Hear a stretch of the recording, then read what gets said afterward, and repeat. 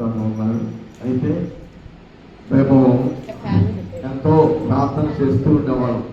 ఒంటరిగా వెళ్ళిపోయి అందరం కలిసి కుటుంబ సమేతంగా కలిసి ప్రార్థన చేస్తాం. ఇప్పటికి కూడా మరి వారి బంధువులు మన బంధువులే, వాళ్ళ బంధువులు వాళ్ళకి బంధువులే. అంత ప్రేమతత్వాన్ని కలిగి ఉన్నాం. ఒకరి కొరకు ఒకరు ప్రార్థన చేసుకోవడం ఇలాగా మాకు అభ్యాసం అయింది. కనుక ఇప్పుడు అందరు పిల్లలు బాగానే ఉన్నారు, అందరూ క్షేమంగానే ఉన్నాం. మంచి సాక్ష్యాన్ని మనం విన్నాం. ఇంకా చాలా టైము పట్టుద్ది, కానీ సమయం చాలు. మేము ఎలా ఉండేవాళ్ళం అంటే ఏదైనా పొరపాటు చేసామంటే అక్కడ అరుపు చెట్ల మందిరం ఉంది. ఆ మందిరం దగ్గరికి వెళ్ళిపోయి ఒకరి పాపలు ఒకరి కాళ్ళు ఒకరు పట్టుకుని ఏడ్చేవాళ్ళు. ఏడ్చి కన్నీళ్ళు విడిచి అట్లా తిప్పుకునేవాళ్ళు. అలా ఉండటం ఇలాంటి స్థిరత్వం దేవుడు మాకు ఇచ్చాడు. చెప్పారు కదా, నేను చనిపోయే వచ్చిన వాడిని ఆయన పెరాలసిస్తో నేను అసలు బ్రతుకుతానని నమ్మకం లేదు. 1000 మంది కూడా బతుకున్నాడా చచ్చిపోయాడా అంటే దేవుడు మరి ఇప్పుడు అలాంటి ఆరోగ్యాన్ని దేవుడు ఇచ్చాడు. నమ్మదగిన దేవుడు కనుక ఆయన పట్ల మనం నమ్మిక ఉంచగలిగినట్లయితే ఆయన మనల్ని విడిపించే దేవుడు, నడిపించే దేవుడు, రక్షించే దేవుడు, స్వస్థపరిచే దేవుడు, ఆరోగ్యాన్ని ఇచ్చే దేవుడు. కనుక నమ్ముట నీ వశమైతే నమ్మవానికి సమస్తము సాక్ష్యం. మంచిదండి, మంచి సాక్ష్యాన్ని మనం చిన్న వాక్యాన్ని కూడా విన్నాం. మీకా గ్రంథము 6వ అధ్యాయము, మీకా గ్రంథము 6వ అధ్యాయము లో 8వ వచనం చదువుకుందాం. మనుష్యుడా, ఏది ఉత్తమమో అది నీకు తెలియజేయబడి ఉన్నది. న్యాయముగా నడుచుకుంటాయి, కనికరమును ప్రేమించుతాయి, దీన మనసు కలిగి నీ దేవుని ఎదుట ప్రవర్తించుతాయి. ఇంతే కదా యెహోవా నిన్ను అడుగుతున్నాడు. చిన్న ప్రార్థన చేసుకున్నామండి. పరిశుద్ధుల ప్రేమ మాకుంది. ఇప్పుడు వరకు నాయన బిడ్డను నిలబెట్టి సాక్ష్యం వినిపించారు. అందుకని స్ఫూర్తిస్తున్నాను. కొద్ది మాటలు మీరు మాతో మాట్లాడి బలపరచమని ప్రవేశిస్తున్నాం లేకుండా ప్రార్థిస్తున్నాను. ఆమె మనుషుడా, ఏది ఉత్తమమో అది నీకు తెలియచేయబడి ఉన్నది. ఉత్తమము యెహోవా ఉత్తముడని రుచి చూచి తెలుసుకోండి అని వాక్యం ఉంది. ఉత్తమమైనది, దృశ్యమైనది, అదృశ్యమైనది, కంటికి కనబడేది, కనబడనిది, కనబడనిది నిత్యమైనది, కనబడుతున్నది అనిత్యమైనది. కనుక ఇక్కడ ఉత్తమమైనది. మనుషుడా, ఏది ఉత్తమమో నీకు అది తెలియజేయమనేది. ఆత్మ శరీరము కలిగి ఉన్నటువంటి మానవులమైనటువంటి మనము శరీరము ఉత్తమమా, ఆత్మ ఉత్తమమా అనేది మనం గ్రహించగలిగినట్లయితే శాశ్వతంగా దేవుని దగ్గరికి వెళ్ళి సహవాసం చేసేది ఆత్మ. కనుక ఏది ఉత్తమమో అది నీకు తెలియచేయబడి ఉన్నది అని వ్రాయబడి ఉన్నది. కనుక ఉత్తమమైన దాన్ని వెంబడించగలుగుతున్నామా, లేదా అశాశ్వతమైనది, క్షణికమైనది, అనిత్యమైనది, తాత్కాలికమైన దాని కొరకే మనము ఆశతో మన జీవితాన్ని కొనసాగిస్తున్నామా? కనుక దేవుడు ఉత్తమముడు, శాశ్వతమైన వాడు, శాశ్వతమైనటువంటి ప్రేమతో మనల్ని ప్రేమించి ఉన్నాడు. కనుక మనుషుడా, ఏది ఉత్తమమో అది నీకు తెలియజేయబడినది. న్యాయముగా నడుచుకుంటాయో. న్యాయం ఎక్కడండి? ఎక్కడ న్యాయము? ఎవరి దగ్గర న్యాయము? నీ పొరుగువాని దగ్గర. చెప్పండి, న్యాయము నీ పొరుగువానితో న్యాయము. నువ్వు న్యాయముగా నడుచుకుంటా. న్యాయమా అన్యాయమా? మన జీవితం న్యాయమా అన్యాయమా? లోక సంబంధమైన న్యాయం ఉన్నది, దైవ సంబంధమైన న్యాయం ఉన్నది. లోక సంబంధమైన న్యాయము లేకపోవచ్చును. ఆత్మ సంబంధంగా దైవ సంబంధమైన న్యాయము ఇమర్చబడి ఉన్నది. కనుక దేవుని దగ్గర నుంచి వచ్చినటువంటి న్యాయము మనుషుల దగ్గర నుంచి వచ్చే న్యాయము కాదు. న్యాయములో, మనుషుల్లో ఉన్నటువంటి న్యాయములో అన్యాయము మిళితమై ఉన్నది. కనుక అది కాదు. యెహోవా చేత నిర్దోషి అని ఎంచబడిన వాడు అని దేవుని వాక్యం ఉన్నది కదా. కనుక దేవుని చేత నిర్దోషత్వాన్ని సంపాదించాలి మానవుడు క్రమం తప్పినవాడు, న్యాయం తప్పినవాడు, నీతి తప్పినవాడు, యథార్థతను పోగొట్టుకున్నవాడు. కనుక వీటన్నిటిని మరలా కలిగి ఉండాలంటే, న్యాయము తనకు కావాలంటే ఎవరు కావాలి? న్యాయస్థాపకుడైనటువంటి దేవుడు కావాలి. నీతి న్యాయములను జరిగించు యెహోవా. ఆయన తప్ప వేరొక దేవుడు లేడు. ఆయన ద్వారానే సమస్తము కలిగను, సమస్తము ఆయన మూలముగా కలిగను. ఆయనలోనే న్యాయమున్నది. కనుక న్యాయముగా నడుచుకున్నటయు, కనికరమును ప్రేమించుటయు, కనికరపడి అని వ్రాయబడింది కొన్ని స్థలంలో. ఎవరి పట్ల కనికరపడి? యెరూషలేము నుండి యెరికోకు ఏమైపోతున్నాడు మనుషుడు? దిగి వెళ్ళిపోతున్నాడు. ఎక్కడి నుంచి? భక్తిలో నుంచి భక్తిహీనతలోనికి దిగిపోతున్నాడు. అలాంటి తను ఎవరి చేతికి చిక్కాడు? దొంగల చేతికి చిక్కినట్లుగా కనబడుతున్నది. ఆ దొంగల చేతిలో చిక్కినటువంటి తాను ఏమైపోయాడు? దోచబడ్డాడు, కొట్టబడ్డాడు, విడవబడ్డాడు. అలాంటి పరిస్థితుల్లో ఎవరు? యాజకులు చూశారు, పరిసయ్యులు చూశారు, లేవీయులు చూశారు. కానీ తాను మనకెందుకులే అన్నట్టుగా వెళ్ళిపోయారు. అక్కడ తప్పిపోయారు. వాళ్ళంతా చూసి వెళ్ళిపోయారు. కానీ అక్కడ ఒక మంచి సమరయుడు ఆ స్థలానికి వచ్చి ఏం చేశాడు? అతని మీద కనికరపడి ఏం చేశాడు? అతన్ని చూచి అతని మీద జాలిపడి దగ్గరకు పోయి నూనెయు ద్రాక్షారసము పోసి అతని గాయములను కట్టి తన వాహనం మీద ఎక్కించుకొని పూటకోళ్ళ వారి ఇంటికి తీసుకొని పోయి అతన్ని పరామర్శించి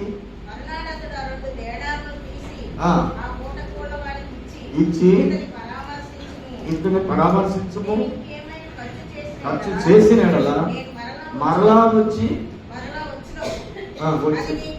అది తీర్చేదను. చూడండి కనికరము. మనం చాలా మంది ఒకరి పట్ల న్యాయంగా ప్రవర్తించలేము.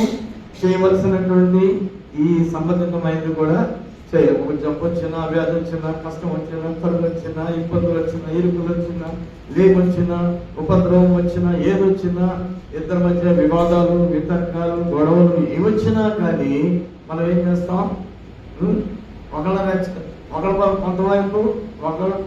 ఒకరి వైపు కొందరు, మరొకరి వైపు కొందరు అలాగా. కానీ అయినా కానీ చేయవలసినటువంటి యాజకులైనా కానీ లేవీలు కానీ చేయవలసిన పని ఆయన చేయలేదు. ఏం చేశాడు? సమరయుడు జాలిపడ్డాడు. కనుక పిల్లరా, మనకి జాలి గల మనస్సు, దీనత్వం కలిగినటువంటి మనస్సును మనము కలిగిన వారుగా ఉండాలి. ఇక్కడ జాలిపడ్డాడు కనుక ఏం చేశాడండి? వాహనము ఆపాడు, దిగి పరామర్శించాడు. గాయాలని తన దగ్గర ఉన్నటువంటి నూనె రాసి గాయములను కట్టి పూట కోళ్ళవాణి తన వాహనం ఎక్కించుకొని పూట కోళ్ళవాణి ఇంటికి తీసుకుని వెళ్ళాను అని వ్రాయబడి ఉన్నది. ఈ విషయంలో ఎవరైనా పట్టించుకునే వాళ్ళు ఉన్నారా? తన సహోదరుని ప్రేమించి నీ వల్ల నీ సహోదరుని ప్రేమించమన్న మాట విధానంలో ఇలాంటి బాధ్యత తీసుకునే వాళ్ళు ఎవరైనా ఉన్నారండి? దేవుని ప్రేమ అందుకనే మనుషుడా, ఉత్తమమైనది ఏదో అది నీకు తెలియజేయబడినది. న్యాయముగా నడుచుకుంట, కనికరమును ప్రేమించుట, ఇవి నీకు కావాలి. క్రైస్తవులు అని చెప్పుకుంటున్నాం కానీ న్యాయాన్ని ప్రేమించలేము, క్షమించలేము, కనికరించలేము, జాలిపడలేము.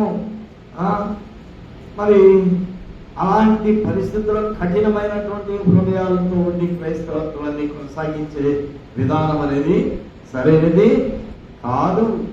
కనుక ఇక్కడ కనికరమును ప్రేమించుటయు, దీన మనస్సు కలిగి నీ దేవుని ఎదుట ప్రవర్తించుటయు.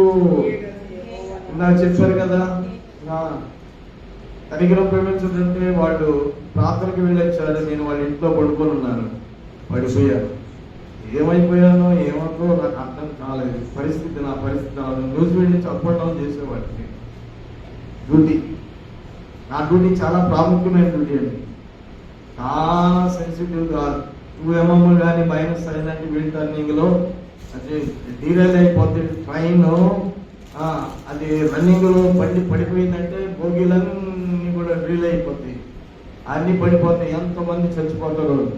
ఆయన అన్నాడు ఒక ఆఫీసరు, ఎవరికైనా క్షమాపణ ఉంది కానీ చేయరావు, నీకు మాత్రం క్షమాపణ లేదన్నాడు. అదేంటి సార్? అదేంటి అందరికీ క్షమాపణ నాకంటే? ఒక బండి కాలిపోయినా పర్వాలేదు, అది కొన్ని కోట్లు ఖరీదైనా కానీ బండి కాలిపోయినా పర్వాలేదు, కానీ ఇంజను దాని డీరైల్ అయిందంటే మాత్రం ఎంతో వేల మంది చచ్చిపోతాను. అని జరుగుతున్నారండి. అనారోగ్యంతో ఉన్నాను, నేను ఈ పని చేయలేను అనుకుంటున్నాను, కానీ పని చేయలేనంటే అదొక పరీక్ష. నాకు పని చేయలేనంటే నువ్వు పని చేయాల్సిందే అని అంటున్నారు. ఈ పని నువ్వు చేయాల్సిందే అని అన్నారు. ఎట్లాగా మైనస్ 2mm అంటే ఎంతండి? ఇది ఇంత మందం, ఎంత మందం? ఈ మందం ఎంత మందం? అది తక్కువైందండి. వెంటనే రౌండ్స్లో వీరికి అంత తక్కువైంది. సేఫ్ సైడ్గానే బండి తిరిగి వచ్చింది, కానీ మళ్ళీ చెక్ చేస్తే తక్కువ ఉందని ఎవరు చేశారు? బలాన్ని చేయడం, ఇమీడియట్గా సస్పెండ్ చేశారు. ఏం చేయాలి ఇప్పుడు చెప్పండి? అలాంటి పరిస్థితుల్లో అక్కడ నేను పడి ఉన్నాను. హాస్పిటల్కి తీసుకెళ్ళారు నన్ను. హాస్పిటల్ తీసుకెళ్తే హాస్పిటల్లో డాక్టర్లు ఎవరికి తిట్టారయ్యా? నన్ను కాదు, తీసుకెళ్ళినటువంటి వ్యక్తులు తిట్టారు. అయినా కానీ నా కోసం వాళ్ళు మోసారు. అంత ప్రేమతో ఉన్నాం మేము, అంత ప్రార్థనతో ఉండేవాళ్ళం. కానీ కఠినముగా దేవుడు శిక్షించాడు, కానీ మరణానికి అప్పగించలేదు. చచ్చిపోతాడు అని అనుకున్న వ్యక్తి బ్రతికాడు. చచ్చిపోతాడు అనుకున్న బ్రతికాడు దేవుడు. ఎందుకని? ఆయన కృప, ఆయన ప్రేమ లాంటిది. కనుక దేన మనస్సు. ఎక్కడికి తీసుకెళ్ళారండి? తీసుకెళ్ళి ఎక్కడో చేయించారు నన్ను.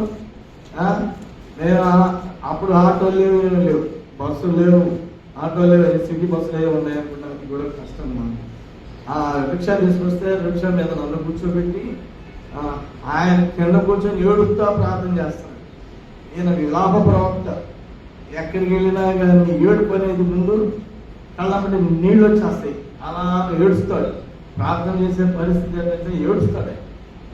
రిక్షాలకు వచ్చి ఏడుస్తున్నాడు. ఏడ్చుకుంటా తీసుకెళ్ళి హాస్పిటల్లో జాయిన్ చేసేసాడు.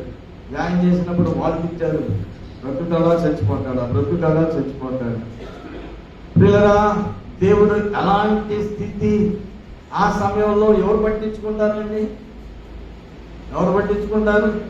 కనుక అదే పరిస్థితుల్లో ఉన్నటువంటి వ్యక్తుల యొద్దకు నన్ను తీసుకొని వెళ్తున్నాడు దేవుడు. నన్ను తీసుకుని వెళ్ళి చేస్తున్నాడంటే వాళ్ళ కోసం ప్రార్థన చేయటం, వాళ్ళ కోసం విజ్ఞాపన చేయటం, వాళ్ళ పాపాలు నా మీద మోపుకొని నేర్చుకోవడం. డబ్బు ఉంటే జాలి పడితే డబ్బు నీ స్నేహితుడికి ఇచ్చి ఏం చేస్తాం? దానియేలు ఒక కోటేశ్వరుడు, పక్కన పౌలు ఒక పేదవాడు. ఆయనకి ఏం చేశాడు? డబ్బులు ఏం చేయాలని ఆయన మీద జాలిపడి ఆయన అప్పు తీర్చాడు. పేదవాడు కనుక డబ్బుంటే అర్థం చేస్తాడు. పాపాన్ని తీర్చాలంటే, పాపం పోగొట్టాలంటే డబ్బు అంటే ఇస్తాం, అవునా కదా? నీ బలం అంటే కొంచెం సహాయం చేస్తాం. మరి నీ పాపం పోవాలంటే చెప్పండి. పాపం పోగొట్టాలంటే, ఈ పాపము క్షమించబడాలంటే, ఆ ఎదుటి వ్యక్తి యొక్క పాపము క్షమించబడాలంటే ధనము ఏం చేస్తుంది? తీరుస్తుంది కదా. బలం ఏం చేస్తుంది? భరిస్తుంది కదా. కనుక ఆత్మీయ పాపం పోగొట్టాలంటే పాపమును జయించగలిగినటువంటి శక్తి ఒక మనిషికి ఉండాలి. అది కూడా దేవుడు అంగీకరించగలిగినటువంటి దేవుడు. లేదా ఆ పరిస్థితుల్లో దేవుడు అలాంటి వారి దగ్గరికి వెళ్ళి ఆ పాపాన్ని ఒప్పుకొని ఆ పాపాల విషయంలో ఒప్పుకొని క్షమాపణ అడిగి వచ్చిన తర్వాత ఆ వ్యక్తులు చాలా మంది చనిపోయారు. ఇప్పుడు ఏంటి ప్రభా ఇది, ఏమిటి ఇది అంటే దేవుడు ఏర్పాటు చేస్తుంది. అయితే ఇంకా నేను ఎంత నమ్మకంగా జీవించాలి? దీనుడనై ఆత్మవిషయమై దీనులైన వారు ధన్యులు. ఆత్మ విషయంలో దీనులు కావాలి. శరీర భౌతిక సంబంధమైనటువంటి ధన విషయంలో దీనత్వమా, ఏదైనా సహాయం చేయడంలో దీనత్వమా, ఒక ఆత్మని రక్షించడానికి నువ్వు చేయవలసిన భారము, ఆ మోత ఉన్నది, అది మోయవలసి ఉన్నావు కనుక పిల్లరా ఇక్కడ ఏం చెప్తున్నా అంటే దీన మనస్సు కలిగి నీ దేవుని ఎదుట ప్రవర్తించుటయు. దీన మనస్సు, దీనుడు ఎవరు దీనుడైన మాట విని వణుకుచుండునో అట్టి వారిని నేను దృష్టించుచున్నాను. వినయము గలవారి హృదయాలు ఉజ్జీవింప చేయడానికి, దీన మనసు గలవారి హృదయాలను ఉజ్జీవింప చేయడానికి నేను వారి దగ్గర నివాసం చేయించున్నాను అని దేవుని వాక్యం ఉంది. కనుక దేవుని వాక్యం విని ఎవరైతే దీనులై విరిగి నరిగిన హృదయంతో ఉంటారో అట్టి వారిని నేను దృష్టించుచున్నాను. కనుక ప్రియరా, దేవుడితో మన పాపములను జ్ఞాపకం చేసుకుంటే మనం ఎక్కడ ఉంటాం? ఏమండి, మన పాపములను జ్ఞాపకం చేసి ఎక్కడ ఉంటాం? మన వ్యాధులన్నిటిని కూడా మరణపు అంచుల్లోనికి వచ్చినటువంటి ఆ వ్యక్తిని దేవుడు ఏమైపోతాడో బాబు ఏమైపోతాడో అని తీసుకెళ్ళి అక్కడ ఇంటికాడ వదిలిపెట్టేసి నేను వెళ్ళిపోదామని పారిపోయిన వాళ్ళు ఉన్నారు. కనుక ఈ రోజు అది జరిగి కూడా 5 సంవత్సరాలు అవుతుంది. ఎన్ని అవుతుందండి? 5 సంవత్సరాల పైన అవుతుంది.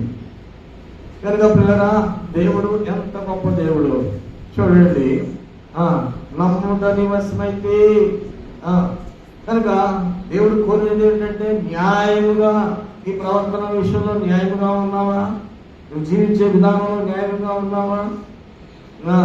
కనికరము, ఈ పొరుగువాని పట్ల నీవు కనికరమును చూపించగలిగిన స్థితి ఏదైనా ఉన్నదా?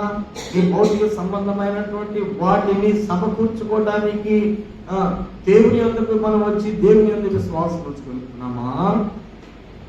మనం గ్రహించవలసిన వారముగా ఉన్నాం. కనుక కనికరమును ప్రేమించుటయు దీన మనస్సు కలిగి ఉంటాయు. దీన వస్త్రాన్ని ధరించుకోమని దేవుని వాక్యం ఉంది. కనుక శ్రమల వలన నేను దీనుడనైతిని. శ్రమలంటే మనకు అవసరం లేదు, కష్టాలు అవసరం లేదు, అంటే శ్రమలు అవసరం లేదు. కనుక ఏం కావాలి? మనకి సుఖ జీవితం కావాలి. కనుక నీ శరీరాన్ని దీన శరీరముగా మార్చగలిగినటువంటి స్థితి నీకు ఉన్నట్లయితే ఆ దీన శరీరాన్ని దేవుడు ఏం చేస్తాడంట? మహిమ స్వరూపంతో మార్చుతాడు. మహిమ గల శరీరముకు సమరూపముగా మార్చగల సమర్థుడు. కనుక ప్రియరా, ఎవడు దీనుడై కనుక ఈ శరీరాన్ని తగ్గింపు. ఈ శరీరానికి ఏం కావాలండి? తగ్గింపు. భక్తి పెరిగే కొద్దిగా శరీరానికి ఏం కావాలి? చెప్పండి. వయస్సు పెరిగే కొద్దిగా శరీరానికి ఏం కావాలి? భక్తి ఆత్మీయతలో పెరిగే కొద్దిగా ఏం కావాలి? భక్తులైన వాళ్ళు ఏం చేశారు? తమ యొక్క తమ దేహాలని అప్పగించేసుకున్నారు, ప్రాణాలు సైతం అప్పగించేశారు. కనుక ప్రియరా, మా జీవితంలో దేవుడు కనికరం గల దేవుడు. కనుక నీ పాపములని జ్ఞాపకం చేసుకోను అని అంటాడు. పడమడికి తూర్పు ఎంత ఎడమో నీ పాపములను నేను అంత ఎడమో చేసి ఉన్నాను. ఎంత దూరం అండి? ఎంత దూరం? ఎక్కడుందా? అట్లా వేస్తే అందుకునేటట్టుగా ఉందా నీ పాపము? ఏమండి, దూరం చేస్తున్నాను. దేవుడు దూరం చేస్తే నువ్వు ఇంకా ఎక్కడ అందుకుంటావండి? నీ చెయ్యి ఎక్కడుంది? పడమటికి తూర్పు ఎంత ఎడమో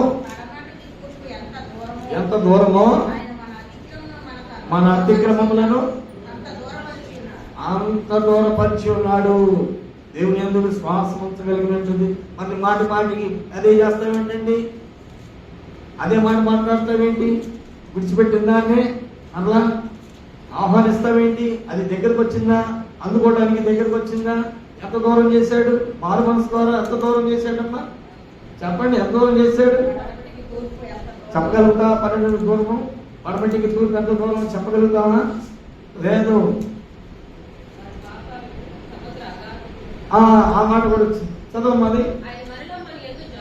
ఆయన మరలా మన యందు జాలిపడును, మరలా మన యందు జాలిపడును,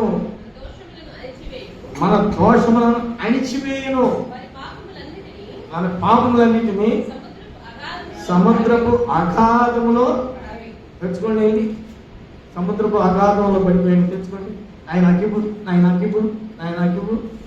చెప్పు, తెచ్చుకున్నావా? ఆయన అగ్గిపు ఎక్కడున్నాయి?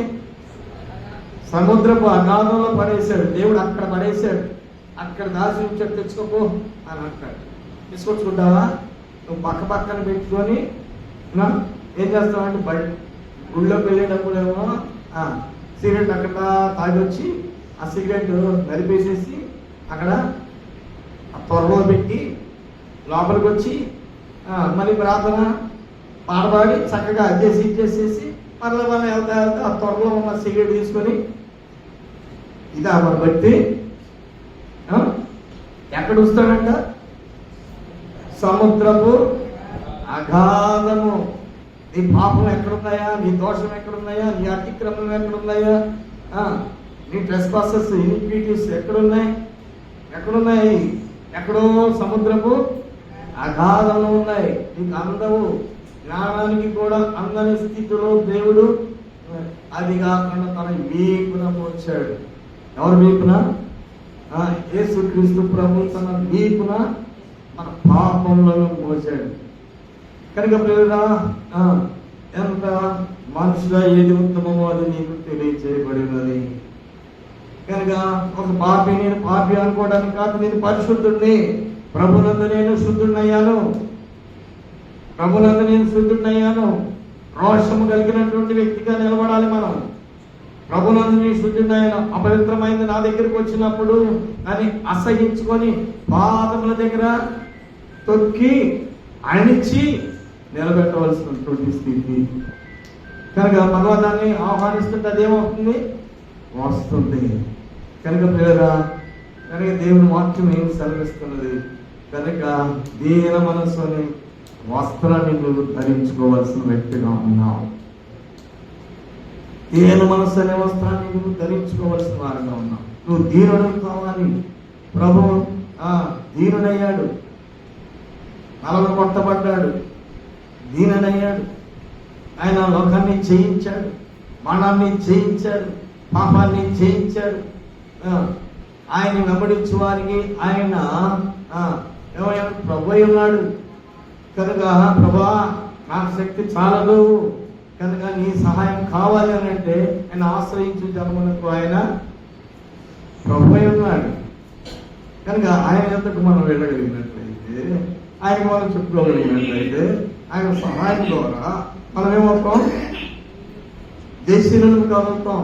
లోకాన్ని జయించిన విజయం యేసుక్రీస్తు ప్రభుది. ప్రభునందు విశ్వాసం ఉంచగలిగినటువంటి వారు లోకాన్ని జయించగలుగుతారు. కనుక పిల్లరా, మరణం నుండి తప్పించాడు. నేను అనుకున్నాను, అయ్యో చచ్చిపోవాల్సిన నా భార్యను పిలిచి నేను అన్నాను చనిపోతానమ్మా, జాగ్రత్త, నా పిల్లలు చాలా చిన్నపిల్లల్లో ఉన్నారు, నేను చనిపోతాను, పిల్లలు జాగ్రత్త. అప్పటికి 4 అనవసరంగా పెళ్లి చేసుకున్నాను. నేను ఏమైనా అన్యాయం చేస్తున్నాను నేను అనుకున్నాను. నేను చనిపోతున్నాను పరిస్థితి పిలిచి చెప్పాను, కానీ జాగ్రత్త అని చెప్పాను. చివరి మాటలు కూడా చెప్పాను. మరణానికి చెప్పండి, మరణము సమీపమే. కానీ మరణము అయ్యో అయ్యో అయ్యో చచ్చిపోయిన తర్వాత చేసే కార్యక్రమాలు చాలా గొప్పగా ఉంటాయండి. చావు ముందు అక్కడ కూడా హాస్పిటల్కి వచ్చి ఎలా ఉన్నామయ్యా, నీకు ఈ డబ్బు ఖర్చు పెట్టయ్యా అనేవాళ్ళు లేరు. చచ్చిపోయిన తర్వాత చెప్పండి, అన్ని పోగు చేసి ఆర్భాటాలు పరలోకానికి వెళ్తాడా?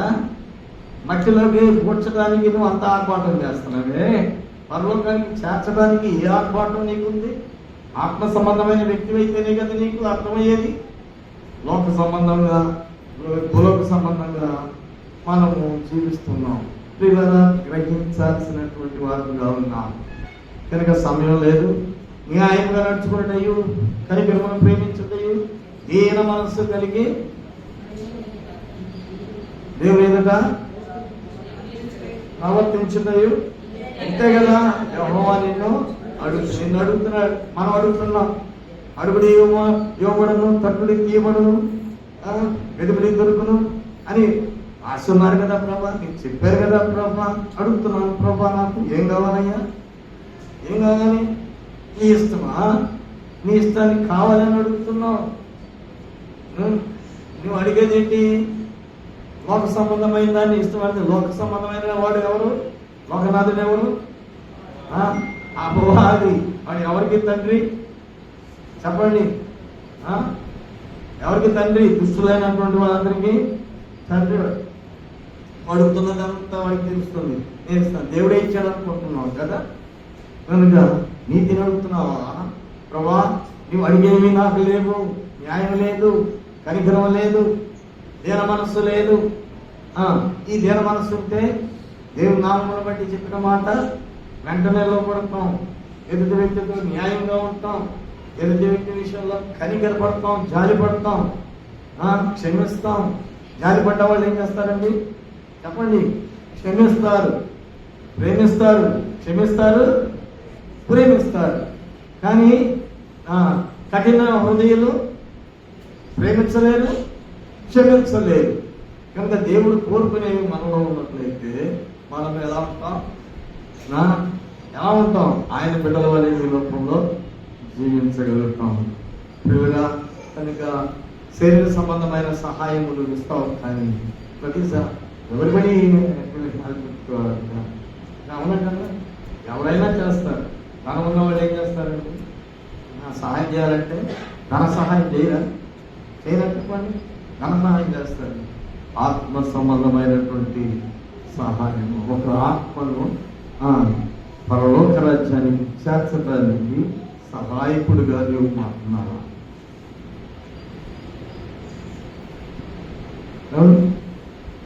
డబ్బు హెల్ప్ చేయాలంటే ఎంతైనా హెల్ప్ చేయొచ్చు, కానీ అది ఆ క్రేజ్ ఎవరికి వస్తుంది? ఎవరికి? ఆ మనిషికే వస్తుంది. కానీ ఆత్మ సంబంధమైన వ్యక్తి అయితే, అందుకనే ఆత్మ విషయమై దీనులైన వారు ధన్యులు. ఒక ఆత్మ విషయంలో బాధ్యత పాఠం కలిగినటువంటి వ్యక్తులైతే ధన్యులు. కనుక ఈ మూడు కలిగి ఉంటే ఆత్మ విషయంలో దీనత్వాన్ని కలిగిన వ్యక్తిగా ఉంటారు. కనుక పిల్లరా, ఎన్నో సాక్ష్యాలు మనం ఇస్తున్నాం. మనమందరం కూడా మన సహవాసంలోనే రక్షించబడినాం. నాకెందుకులే అని పట్టించుకోనట్టుగా ఉంటున్నాము. అది కాకుండా కొంతమంది విచ్చలవిడితనంతో భయం లేనటువంటి స్థితిలో జీవించే వ్యక్తులుగా ఉంటున్నారు. కానీ దేవునికి భయపడదాం. ఎప్పుడైతే నువ్వు దేవునికి భయపడతావో పాపం చేయడం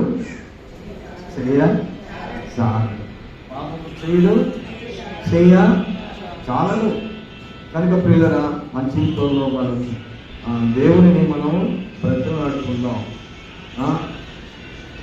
కనుక ఉత్తమమైనది దేవుడు ఇచ్చిన దాన్ని ఒక్కటి చదువుకొని పేతురు రాసినటువంటి పత్రిక 5వ అధ్యాయము 5వ వచనం. 5వ అధ్యాయము 5వ వచనం. చిన్న పిల్లలారా, మీరు పెద్దలకు లోబడి ఉండి, మీరందరూ ఎదుటివాని ఎడల దీన మనస్సులను వస్త్రమును ధరించుకొని మిమ్మల్ని అలంకరించుకుని.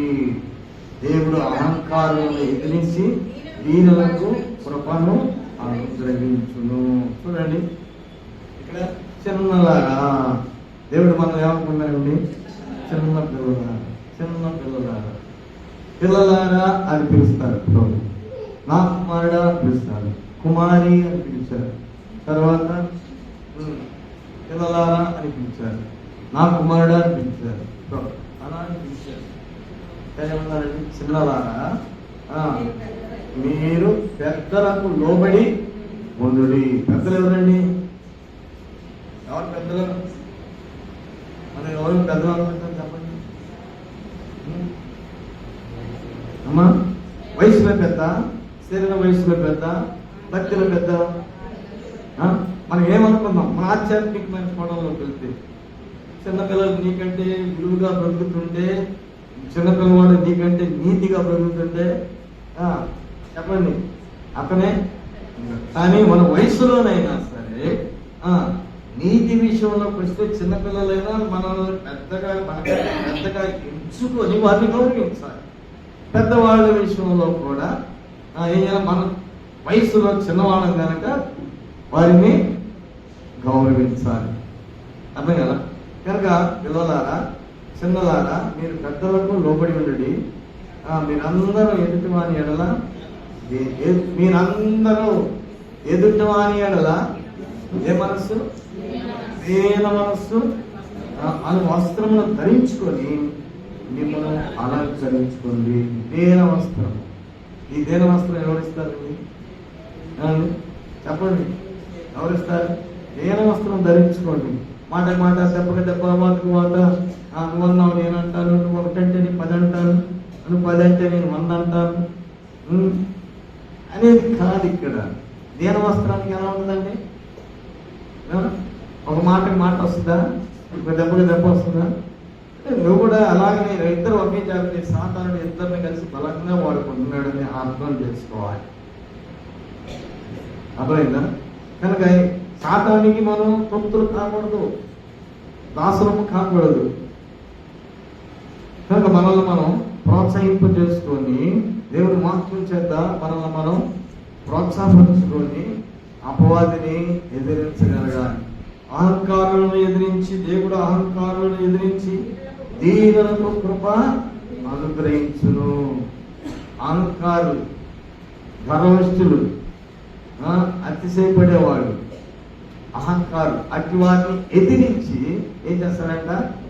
దీనులకు కృప అనుగ్రహించును. కనుక పిల్లల ఇట్టి అనుభవంలోనికి మనం వద్దాం. ప్రభు పాదాలు పట్టుకుందాం. దయగల దేవుడు, ప్రేమగల దేవుడు, మనల్ని ఎడబాయుడు, నమ్మదగిన దేవుడు. ఆయన తప్ప వేరొక దేవుడు చెప్పండి. ఆయనే చెప్పాడు, దేవుడు నేను తప్ప వేరొక దేవుడు లేడు లేడు లేడు అని చెప్పి కన్ఫామ్గా దేవుడనే అపోహ. ఆయనే మన దేవుడు, ఆయనే మన నక్షత్రం, విమోచన. కనుక మనం న్యాయముగా మన ప్రవర్తనలో న్యాయం ఉందా? మన ప్రవర్తనలో కనికరం ఉందా? మన ప్రవర్తనలో దేని మనసు ఉందా? పరిశీలన చూసుకుంటూ మనలో మనం తగ్గించుకుంటూ ప్రభు వైపు చూస్తూ మనం ప్రార్థన చేసి వెళ్ళిపోతున్నాం. ప్రార్థన చేసుకుందామండి. ప్రార్థన చేసుకుందాం.